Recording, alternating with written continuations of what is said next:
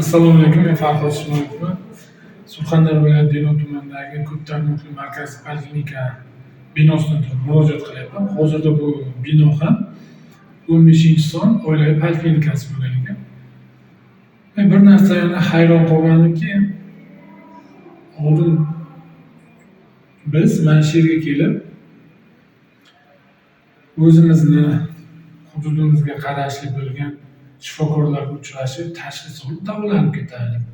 Hozirda esa bizni hududimiz endi bolalar poliklinikasiga o'tib ketibdi. Bolalar poliklinikasi ayni damda 14-son oilaviy poliklinikasiga aylanib ketibdi.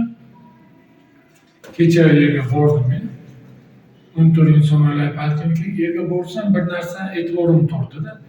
Vaqtida bolalarni davolayotgan shifokorlar hozirda kattalarni ham davolanishini ma'lum qilishdi. Men qanday unday bo'lishi mumkin desam, 11 oy malakasini oshirib kelgandan keyin bular umumiy amaliyot shifokori bo'lar ekan, qisqartirib UASH deb aytilar ekan.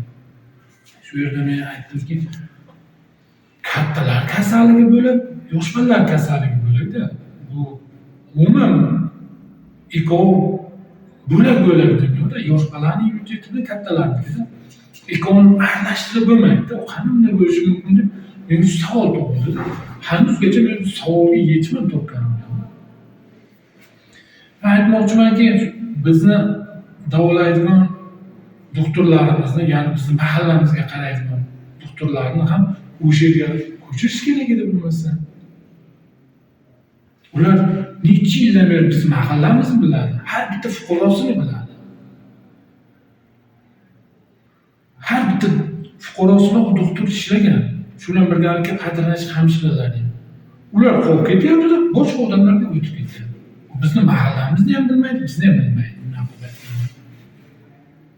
Eng asosiy og'riqli mavzu bu hozir UASH bo'lib qolyapti. UASH qanday qilib 11 oy malakasini oshirib kelib, tibbiyotdagi barcha sohalarni ham qamrab olyapti o'ziga. Ruhiy kasalliklarni ham qamrab olayotgan ekan.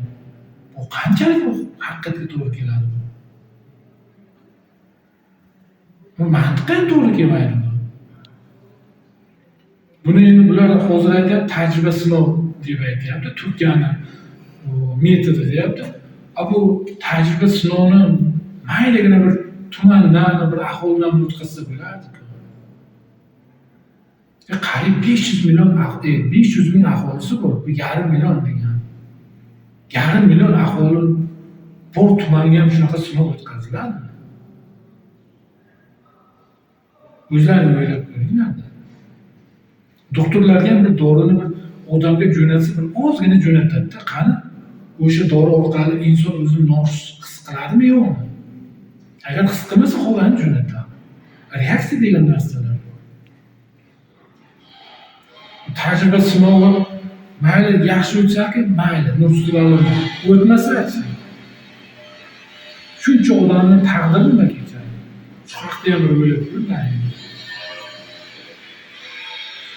Men aytmoqchimanki, umuman bu shunday bir tizim yaratildiki, aql shoshib qoldi. Barcha mas'ullar bu masalaga bir e'tibor qaratinglar. Bir ichiga kiringlar, nima bo'lyapti?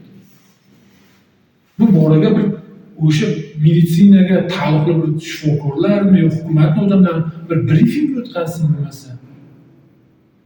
O'zimizga qiziqgan savollarimiz beradi, javob oladi. Kelgusida qanday bo'ladi? Bu tibbiyot xizmatining sifatini yaxshilaymiz deb battar bo'lib ketmadimi? Nima deyish mumkin? Bir murojaatimni tegishli tartibda o'ylanib, mas'ullar e'tibor qaratishni so'rab qolaman. Sog' bo'lsin.